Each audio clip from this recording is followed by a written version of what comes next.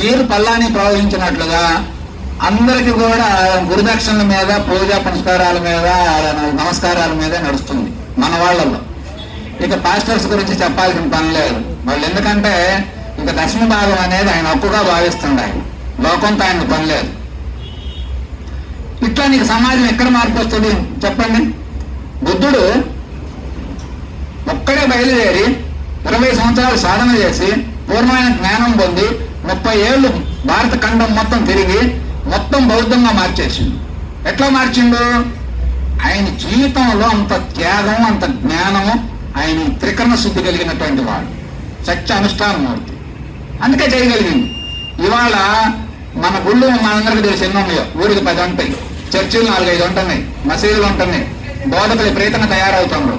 అయినా సమాజంలో ఎట్టి మార్పులు కనపట్ల కదా. కారణం ఏమిటి? వాడు చెప్పే మాటలు వాళ్ళ జీవితాల్లో కనపడవు. జీవితాల్లో కనపడినప్పుడు నీకేం మార్పు వస్తుంది? నువ్వు గుడికి వచ్చినావు, బోధలేమో, నీలో మార్పు కనపడాలి. నీలో ఏమైనా జ్ఞానం పెరిగిందా, త్యాగం పెరిగిందా? భక్తి పెరగటం అంటే ఏమిటో తెలుసా? పూర్ణమైనటువంటి ప్రేమతత్వం. ప్రేమతత్వం కలిగిన మనిషి ఎట్లా ఉంటాడంటే ప్రతి జీవినితో అంత ప్రేమగా, కరుణతో చూడబుద్ధి అవుతుంది. ఏదైనా ఒక జీవికి హాని జరుగుతుంటే విలగల్లాడుతుంది ప్రాణం. అట్లాంటి ప్రేమ, కరుణ హృదయాన్ని మనం సాధించగలగటమే నిజమైన భక్తి. అట్లాంటి భక్తి లేకపోతే ఏమవుతుంది? అందుకని భక్తి లేని హృదయం బండరాయితో సమానం అని చెప్పారు. మానవుడికి అసలు మొట్టమొదటి చేయాల్సిన పని ఏమిటంటే భక్తిని అలవర్చుకోవాలి. భక్తి వల్ల ఏమైందంటే నీ మనసు అంతా శూన్యతత్వం అవుద్ది, నీకు మంచి వ్యక్తులు పరిచయం అవుతారు, నీకు బాగా ప్రేమతత్వం అవుతుంది, సమాజంలో నువ్వు ఎట్లా నడుచుకోవాలో నీకు చెబుతుంది, సమాజం నిన్ను బాగా గౌరవిస్తుంది. అట్లాంటి భక్తిని నువ్వు అలవర్చుకుంటే భక్తి ద్వారా అంచెలంచెలుగా జ్ఞానానికి ఎదుగుతుంది. పూర్ణమైన జ్ఞానం పొందిన తర్వాత మళ్ళీ తిరిగి సమాజంలో సత్కర్మలు. బుద్ధుడు బయలుదేరాడు. ఏది ప్రపంచంలో దుఃఖం ఉందని, దుఃఖం ఉందని చెప్పిపోయి ఆయన సత్యాన్వేషణ చేశాడు. సత్యం అన్వేషణ చేసి తర్వాత ఒక 6 సంవత్సరాలు వైరాగ్య సాధనలు ఇవన్నీ చేసి తర్వాత పూర్ణమైన జ్ఞానం పొందింది. పూర్ణమైన జ్ఞానం అంటే ఏమిటో తెలుసా? ఇదంతా అమ్మవారు తప్ప మరి ఒకటి లేదని అర్థమైంది. ఆ పేరు పెట్టం. మన భక్తి ఎలా ఉంటుందంటే ఈ గుళ్ళో కూర్చున్నాం, ఇదంతా మనకు అమ్మవారుగా కనపడుతుంది అంటే అమ్మవారి పేరు మీద చెప్పేస్తాం. అంతా అమ్మవారు అనుకున్న తర్వాత మరి అమ్మవారి ఏంటి? నీ సృష్టి ఏంటంటే సృష్టి అంతా యొక్క సిద్ధి విలాసం కోసం కొనసాగుతుంది. లలితా సహస్రనామాల్లో ఉంటుంది, లీలా క్లప్త బ్రహ్మాండ మండలాయై నమః అంటే ఏమిటి? ఈ సృష్టిని, అనేక రకమైన బ్రహ్మాండాలని అమ్మ ఎట్టి శ్రమ లేకుండా లీలా మాత్రంగా ఆడిస్తుందంట సృష్టించి. ఆమెను పెద్దగా అక్కడ శ్రమ పడట్లా. అంటే ఒక ఆనంద స్వరూపంగా ఏదో మన పిల్లలు బంధువులు ఆడుకున్నట్టు సృష్టించి ఆడిస్తుంది. ఎంత గొప్పకుంటే అందులో ఒక్కొక్క నామం. అట్లా ఇదంతా కూడా దైవం యొక్క సంకల్పం చేసి సృష్టించబడింది అనుకున్న తర్వాత అప్పుడు మరి ఏం చేయాలి మనం అంటే మానవ ధర్మం ప్రకారం ప్రజలు కాస్త దుఃఖాల్లో ఉన్నారు, కాస్త మంచి చెడు చేద్దామని బయలుదేరిన బయలుదేరిన తర్వాత సమాజం అంతా ఆయన అనుసరించింది. బౌద్ధ మతం 400 సంవత్సరాలు మన భారతదేశంలో బాగా పాలించింది. బుద్ధుడు సాక్షాత్ విష్ణు అవతారం అని చెప్పి మళ్ళీ మన వాళ్ళు అందరూ తెలిపారు. మరి అట్లా చేయడానికి కారణం ఏమిటంటే ఆచరణ అనేది అంత గొప్పదమ్మా. మాట వాళ్ళ ఉపయోగం లేదు అని చెప్పి నేను కూడా, నాకు పొలం ఉంది వదిలేసా, అంటే కౌలుకి ఇచ్చాం, వ్యాపారం ఉంది, ఎందుకంటే పెద్ద షాప్ మా మెయిన్ సెంటర్లో అమ్మవాళ్ళు వాళ్ళందరూ చూశారు, షాపుని అతికిచ్చేసా. ఎందుకంటే కుదరట్లా, నాకు మనసు నాకు దాని మీద ఉండట్లా, ఏమకేమో ఓపిక లేదు, నాకేం ఇంట్రెస్ట్ లేదు, ఇంకేం చేస్తాం. అందుకని ధర్మ ప్రచారం చేయాలి. 4-5 సంవత్సరాల నుంచి అనేక రకమైన గ్రామాలు ఇవన్నీ తిరుగుతా, ఇట్లాంటి దేవాలయాల్లో కూర్చొని 10 మంది ఉన్నా, 50 మంది ఉన్నా, 100 మంది ఉన్నా, దేవాలయ యొక్క విశిష్టతలు ఇవన్నీ మనం చెప్పుకుంటా, మన పూజా కైంకర్యాలు, మన గ్రంథాలు ఏం చదువుతున్నాయి ఇవన్నీ చెప్పాలని చెప్పి మనం బయలుదేరాం. ముఖ్యంగా ఏంటంటే మత మార్పులు ఇవన్నీ జరుగుతున్నాయి. మత మార్పుల వల్ల మనకు చాలా సమస్యలు ఉంటాయి. కారణం ఏంటంటే ఏ దేవుడైనా దేవుడి వాస్తవాన్ని మనకేం క్రీస్తు వ్యతిరేకం కాదు, క్రీస్తుని ఆరాధించడం మనకేం తప్పు కాదు. కానీ వాళ్ళు ఎంతప్పటికీ చెప్పేది ఏమిటి? నువ్వేరు నేను వేరు, నువ్వేరు నేను వేరు అని విడదీస్తున్నారు. ఏకాత్మ భావన తగ్గిపోతుంది. అంతేకాదు మన భారతదేశంలో అనేక రకమైన కళలు ఉన్నాయి. మహాత్ములు కనుక్కున్నారు 64 కళలని. ఆ కళలన్నీ ఈ మనే కాదు, ఈ వాళ్ళే అని చెప్పి నెట్టేస్తా ఉంటారు. అప్పుడు హృదయం కళ హీనమవుతుంది.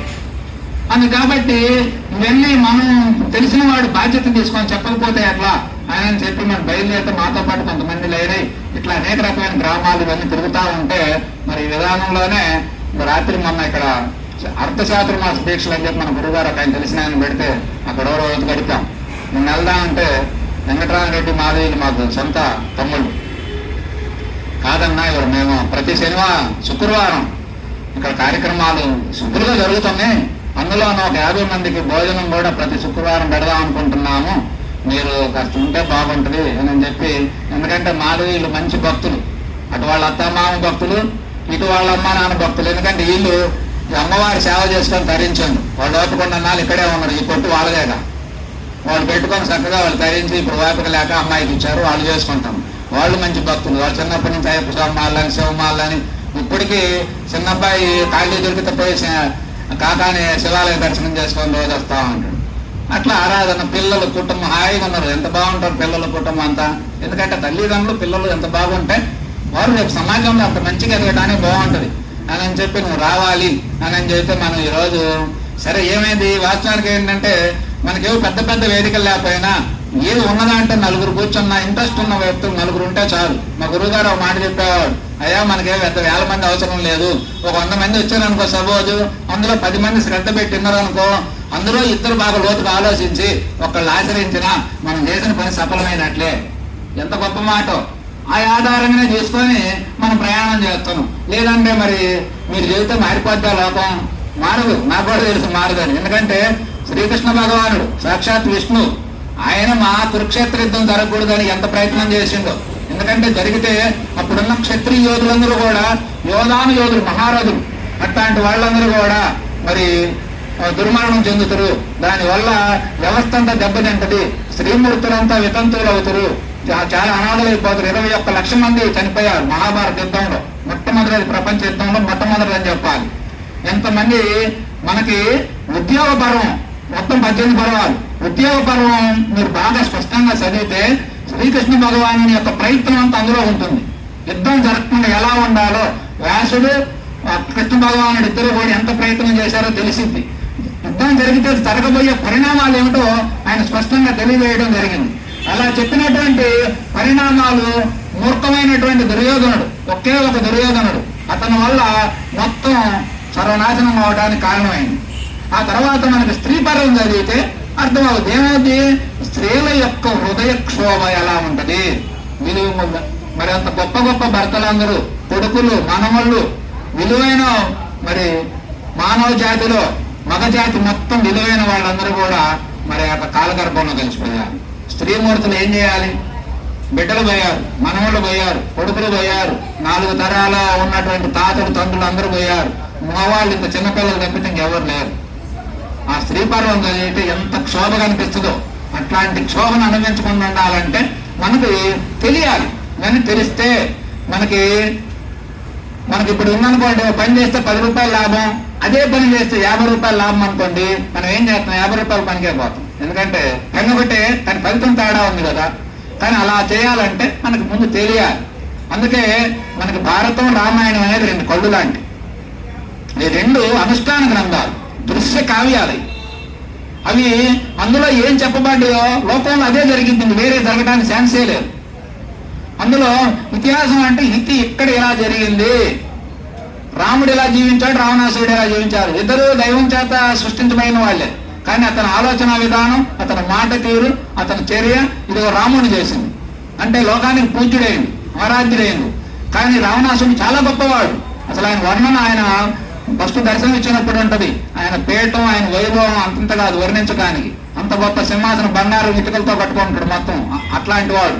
కానీ ఆయనకు ఉన్నటువంటి 2 దుర్గణాల వల్ల, ఒకటి మోహం అంటే పరస్త్రీ వ్యామోహం, 2 మదం అంటే లెక్కలేని తాను. బ్రహ్మచేత 10,000 సంవత్సరాలు వరాలు పొంది ఆయన బ్రహ్మను మెప్పించి వరాలు పొందండి. శివుడి దగ్గర 1000 సంవత్సరాలు తపస్సు చేసి అనేక రకమైన వరాలు పొందండు. సృష్టిలో దేవతలు మొత్తాన్ని కూడా గడగడలాడించండి. కానీ అలాంటి మదం వచ్చింది, నాకు ఎదురులే తిరగలేదని. ఈ మదము, ఆ మోహం వల్ల సీతాదేవిని తీసుకుపోవటం, ఆంతారం చప్పన లంక మొత్తం ధ్వంసమైంది, వాళ్ళ వంశం మొత్తం నాశనం అయిపోయింది, మొత్తం పోయారు. అందుకనే రాముడి కుటుంబం ఎలా ఉంది, రావణాసుడి కుటుంబం ఎలా ఉంది, వాలి కుటుంబం ఎలా ఉంది, ఇక చూసుకోండి, మీరు ఎలా నడుచుకుంటారో మీ ఇష్టం అని చెప్పడమే మనకు రామాయణం కానీ భారతం కానీ ఈ ఇతిహాస గ్రంథాలన్నీ అయ్యే చదువుతున్నాయి. పురాణాలంటే ఏమిటి? పురాణం అంటే పురాతనమైనవి, ప్రాచీనమైనవి, అంటే ఎప్పుడో తెలియనటువంటి అంత సనాతనమైంది. అందుకే సనాతనం అనేది అక్కడి నుంచి వస్తుంది. సనాతనం అంటే శాశ్వతమైంది, ప్రాచీనమైంది. అలాంటి గ్రంథాలు మనకున్నాయి. పురాణం అంటే దేవతల యొక్క చరిత్రలన్నీ అందులో ఉంటాయి. ఇతిహాస గ్రంథం రాముడు కృష్ణుడు ఆధారంగా వాళ్ళ కథానాయకులుగా వచ్చినటువంటి ఈ గ్రంథాలన్నీ మనకి ఏ గ్రంథాలు ఇవన్నీ కూడా ఎంత గొప్ప ఆరాధన అంటే, మనకు చూడటానికి ఏమో ఏదో విగ్రహ ఆరాధన లాగా విగ్రహాలు చేస్తున్నట్టుగా లేకపోతే ఏదో మొక్కుతున్నట్టుగా ఉంటాం. కానీ అందులో మన జీవన విధానం మొత్తం ఇంక్లూడ్ అయి ఉంటుంది. మనకు తెలియకుండానే మనం గొప్ప ఆరాధకులు అమ్మా. ఏమి చేసినా నువ్వు చిట్ట చివరికి చేరాల్సింది ఏంటంటే అమ్మవారి దగ్గరికే.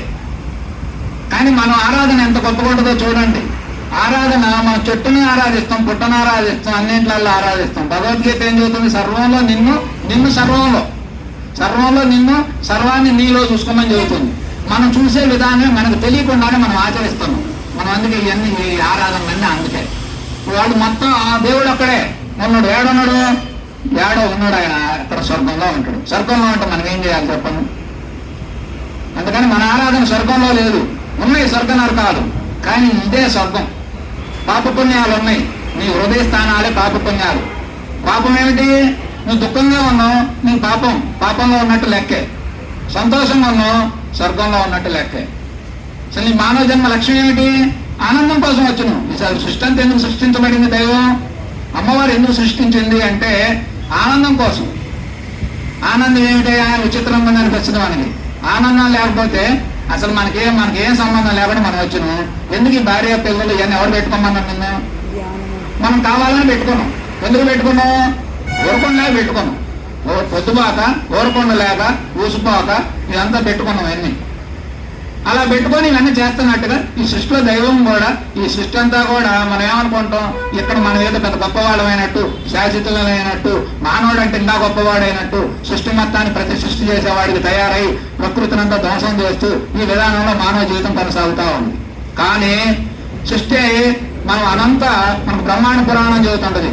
అనేక రకమైన బ్రహ్మాండాలు ఉన్నాయి, విశ్వాలు ఉన్నాయి, ఆ తర్వాత అనేక రకమైన గోళాలు ఉన్నాయి. కిందకు వస్తే భూమి ఉంది, భూమిలో నీరు ఉంది, నీరులో మనం ఉన్నాం. మనం ఎంత అందులో చెప్పండి? విశ్వంలో ఈ బ్రహ్మాండాలలో భూమి ఎంతది? ఈ భూమి మీద మనం ఎంత? కానీ మన అహంకారం అట్లా ఉంటుంది. కానీ ఇదంతా కూడా అమ్మవారి అనే భావంతో నువ్వు చూడగలిగితే అసలు నీకేమైనా అహంకారం కానీ మమకారం కానీ నీకేమైనా ఉంటుందా? ఈ సృష్టి కాలంతో పోల్చుకుంటే అందుకే మనకేమంటారు? రెప్పపాటు జీవితం. అంటే సృష్టికర్తతో పోల్చుకుంటే మన జీవితం ఒకసారి ఆయన కన్ను మూసి తెరిస్తే మన జీవితం అంట. అందుకే రెప్పపాటు జీవితం. దీనికంటా 100 ఏళ్ళు ఆయుసి. ఇవన్నీ ఎంత గొప్పగా ఉంటాయి సామెతలన్నీ. అంటే మనకు మనం ఇట్లా ప్రతిదీ మాట అంటాం, వదిలేస్తాం. ఇప్పుడు నేను చేసింది ఏంటంటే మాట అంటున్నా, కొట్టుకుంటున్నా. ఏమిటి ఇది? ఏమై ఉంటుంది అని 4 కోణాల్లో మన పుస్తకం కూడా మీరు అమ్మవారి నామాలు చదవటం వేరు, కానీ పరిశోధన చేయాలి దాంట్లో. ఇవాళ మన భగవద్గీత, భారతం, ఇతర దేశాల వాళ్ళు కూడా పరిశోధన చేస్తుంది. పరిశోధన అంటే ఏమిటి ఇందులో ఈ శబ్ద అలంకారాలు ఏమిటి, ఈ భాషను ఎట్లా పొందుపరిచారు, ఇది అసలు నిజమేనంటే అబద్ధం అంటానికి కుదరట్లా, నిజం అంటానికి లోకంలో కనపడుతుంది, ఏమై ఉన్నదని పరిశోధన చేస్తుంది. అట్లా ప్రతి మనిషి పరిశోధకుడుగా మారితే ఆయన తత్వవేత్తలు, మహాజ్ఞానులుగా కీర్తింపబడుతుంది లోకం. అట్లా తెలుసుకున్నటువంటి ఈ నామాలన్నీ ఆ జ్ఞానులు రాసినవి, మా సామాన్యుడు రాసినవి కావు. వేదవ్యాస మహర్షి లాంటి వారు అంతకంటే ముందు ఆ తర్వాత వాళ్ళు రకరకాలుగా వాళ్ళు దర్శించారు సృష్టిని. ఎట్లా ఒక్కొక్కడు వారి ఆరాధన పద్ధతిలో అమ్మవారిగా, అయ్యవారిగా రకరకాలుగా దర్శించడం జరిగింది.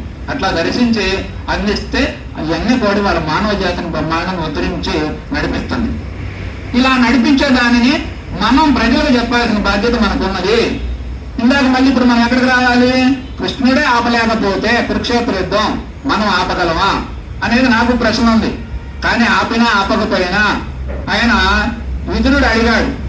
కృష్ణ భగవానుడు ఫస్ట్ రాగానే సభకెళ్ళి నమస్కారం పెట్టి ఎంత బాగుంటుందో వర్ణ అంత ఉద్యోగపరం చెప్పుకోవాలంటే ఒక వారం చెప్పాలి. కృష్ణ రాయబారం అంత గొప్పగా ఉంటుంది. ఆయన రాగానే సభాధర్మం ప్రకారం ఊరి చివరికి రాగానే వీళ్ళందరూ కౌరవులు మొత్తం దుర్యోధనుడు తప్ప అందరూ పోయి ఆయనకు స్వాగతం పలికారు. స్వామివారికి స్వాగతం పలికితే ఆయన సభ వచ్చి అందరికి నమస్కారాలు పెట్టి అంటే విదురుడి దగ్గరికి వెళ్ళాడు. విదురుడి దగ్గరికి వెళ్ళి విదురుని కలిసి తర్వాత మేనత్త దగ్గరికి వెళ్ళి కుంతిమాత ఆమె పాదాలకు నమస్కరించి 10 నిమిషాలు కూర్చొని ఆ తర్వాత మళ్ళీ సభకు వచ్చి సభలో కాసేపు మాట్లాడి మళ్ళీ సాయంత్రం ఈయన భోజనాలు ఇవన్నీ వాళ్ళు ఏర్పాటు చేశారు ఇక్కడ రాగానే. ఎందుకంటే మనకి సహజంగా ఏంటంటే ఆ మనిషిని ప్రసన్నం చేసుకోవాలంటే అతను ఏదో మాటల ద్వారా చర్య ద్వారా ఏదో కొత్త సంపద ద్వారా ఇవన్నీ చేసుకోవచ్చు అని చెప్పి స్వామికి రకరకాల గోగులు, బంగారం, రథాలు ఇవన్నీ తయారు చేసి పెట్టించాడు ధృతరాష్ట్రుడు. ఎందుకంటే కృష్ణుడు చెబితే పాండవులు వింటారు, వాళ్ళకి రాజ్యం ఇచ్చే పని లేదు, ఇక మొత్తం మాదే సంపదని. కానీ విదురుడు చెప్పాడు, నాయన ఆయన ఏ ఉద్దేశంతో వస్తుంటా ఆ ఉద్దేశం నెరవేర్చకుండా నువ్వు ఇవన్నీ ఇస్తానంటే ఆయన తీసుకుంటా, ఎందుకు నీ పని నీ ఆలోచనలు అన్ని వ్యర్థమైతే అంటే ధృతరాష్ట్రుడు ఎండు.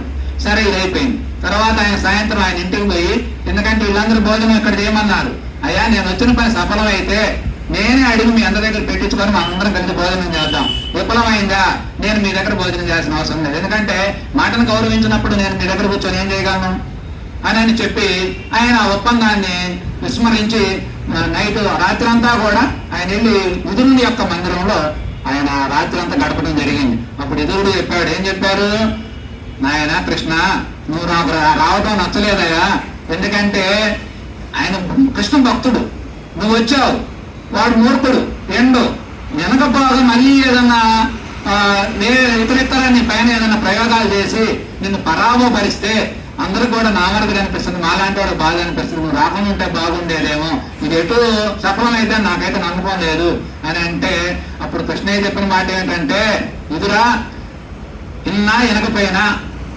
కృష్ణతత్వం అంత గొప్ప ఉంటుందమ్మా, ఇన్నా వెనకపోయినా లోకం రేపొద్దున నన్ను నిందిస్తుంది. ఎందుకంటే కృష్ణుడు ఇంత సమర్థుడై ఉండి సొంత మేనత్త కొడుకులు, అటు బంధువులు, దుర్యోధనుడు సొంత వియ్యంకుడు, పాండవులు మేనత్త కొడుకులు, ఇట్లా అనేక రకమైన బంధాలన్నీ ఉన్నాయి వాళ్ళ దగ్గర.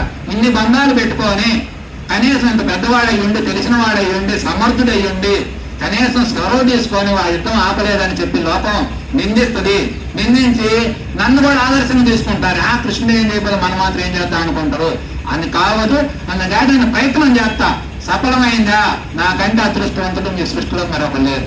ఎందుకంటే మరి అన్ని వేల మంది ప్రాణాలు కాపాడిండు, మూగజీవాలు, ఏనుగులు, గుర్రాలు లక్షల్లో చనిపోయింది, వీటన్నింటిని కాపాడగలిగితే ఎందుకంటే ఏముంటుంది, లేదా విఫలమైందా జరగాల్సింది ఎటు జరిగింది, మనం చేసేది ఏముంది. అందుకని ప్రయత్నం అనేది అవసరం అని చెప్పి శ్రీకృష్ణుడు ఒక్క మాటే నా జీవితానికి ఆధారమయ్యి, నేను కూడా ఎవరిన్నా ఎనకపోయినా మన ధర్మాన్ని మనం ప్రచారం చేయాలి, భారతీయ యొక్క సనాతన సంస్కృతి, హైందవ సత్య ధార్మిక మరి అనుష్ఠాన ప్రచారంగా మనం ప్రయాణం సాగిపోవాలి అనేటువంటి భాగంలో మనం కొన్ని గ్రామాలు తిరుగుతా ఉంటే, మరి ఇక్కడ కూడా అమ్మవారి యొక్క అనుగ్రహం, ఇందాక అమ్మ అంటే ఏం చేయాలని అమ్మవారి అనుగ్రహం ఉండాలయా, అమ్మ ఒకసారి రాలేదని మా దగ్గరికంటే అమ్మవారి అనుగ్రహం ఉండాలి, అమ్మవారి అంటే అంత విశ్వాసం.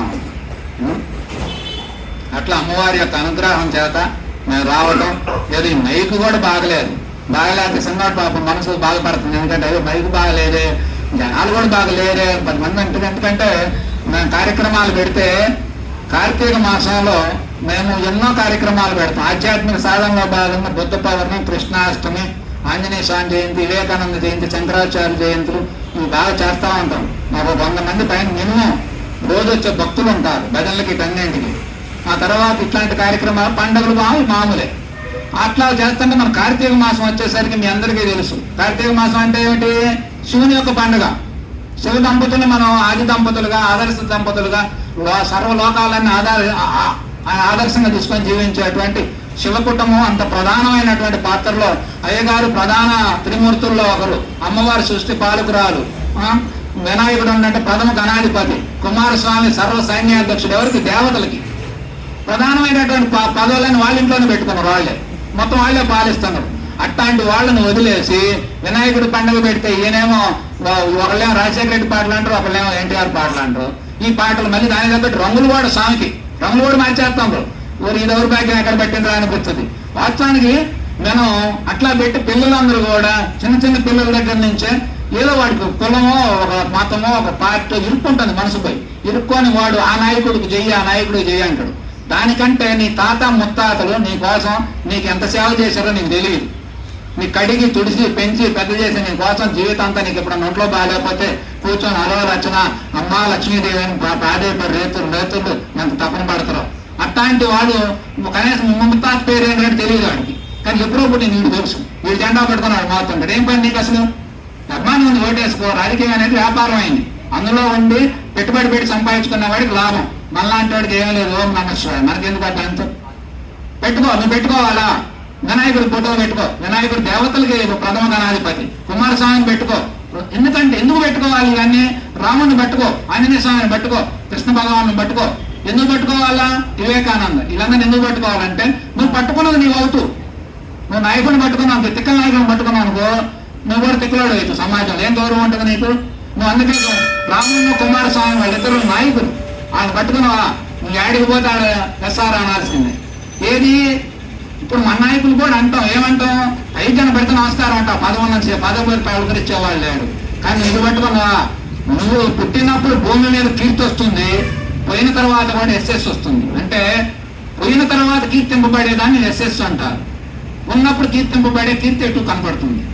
అట్లాంటి కీర్తి ఇట్లాంటివన్నీ ఉంటే ఇవన్నీ ఏం పట్టించుకోకుండా పిల్లలంతా పచ్చదారిపోతా ఉన్నారు. వీటన్నింటి గురించి ముఖ్యంగా మనం ఇవన్నీ చెప్పాలి. ఇలా అనేక రకమైన శివ కుటుంబం అంతా మరి ఆరాధన చేయాల్సిన బానిచ్చి ఇవన్నీ చేస్తున్నారు. అందుకని కార్తీక మాసంలో ఏంటి, హాయిగా అందరూ ఒక చోట కూర్చొని కుటుంబం, మనకు శాస్త్రం చెప్పే మాట, పెద్దలు చెప్పే మాట, ఎన్ని పనులు ఉన్నా కుటుంబం మొత్తం మధ్యలో భోజనం పెట్టుకొని, మనం చిన్నప్పుడు కూర్చునేవాళ్ళు, ఇంత గుడ్డు ఉంటుంది, 6 కూర్చొని తినేవాళ్ళు అన్న హాయిగా, నీకు ఒక ముద్ద నాకు ఒక ముద్ద అనుకుంటా. అట్లా కుటుంబం 4 కూర్చొని కలిసి భోజనం చేయండి, చాలా మంచిది. అట్లాగే బంధువులు అంత అప్పుడప్పుడు నెలకు ఒకసారి కలవండి, చాలా బాగుంటుంది ఆయన చెప్పి ఈ విధానంలో తీసుకొచ్చే దాంట్లోనే మన వాళ్ళు ఏంటంటే కులం మొత్తం ఒక చోట కలవండి సంవత్సరానికి ఒకసారి, అది కార్తీక మాసం బాగుంటుంది అని చెప్పి పెట్టారు. కులం పెడితే ఏం చేశారు, ఆ కులంలో ఉన్న గొప్ప వాడిని కీర్తించినా బాధలా. ప్రతి కులం ఏముందమ్మా, ఇప్పుడు వేమన్న కులంలో పుట్టొచ్చు, బ్రహ్మంగారు కులంలో పుట్టొచ్చు, కానీ వాళ్ళు కులాన్ని ఎప్పుడు అనుకున్నారా? వాళ్ళు మన జాతి రత్నాలు, మానవ జాతిని ఉద్ధరించిన వాళ్ళు. అట్లాంటి ఉద్ధరించినటువంటి మహాత్ములు పుట్టవులు అవి పెట్టుకోరు, ఈ పుట్టవులు పెట్టుకొని తిరుగుతా ఉన్నారు.